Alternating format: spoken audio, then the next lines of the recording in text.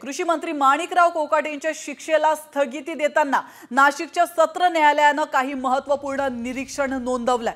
त्यांच्या शिक्षेला स्थगिती दिली नाही तर ते अपात्र ठरू शकतात। त्यामुळे त्यांच्या विधानसभा मतदारसंघात पुन्हा निवडणूक घेण्याची वेळ आली तर जनतेच्या पैशांचा खर्च होईल असं कोर्टाने म्हटलंय।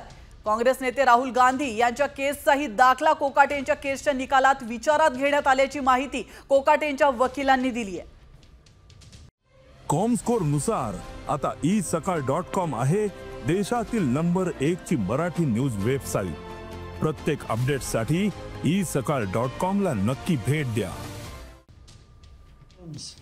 हे कोकाटेंना जनता निवडून देते आणि त्यांना त्यामुळे लोकांसाठी काम करण्याची संधी आहे आणि जर स्टे दिला नाही तर डिस्क्वालिफिकेशन होतं आहे।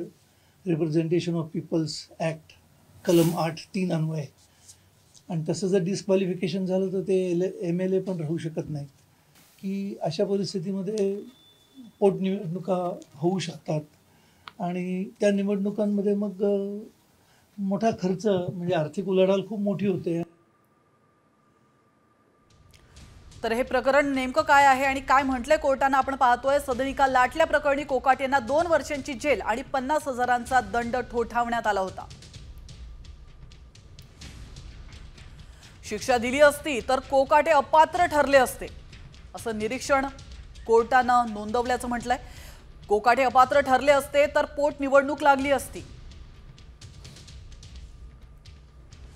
पोटनिवडणुकीमुळे जनतेचा पैसा खर्च झाला असता। जनतेचा खर्च टाळण्यासाठी कोकाटेंच्या शिक्षेला स्थगिती देण्यात आली आहे।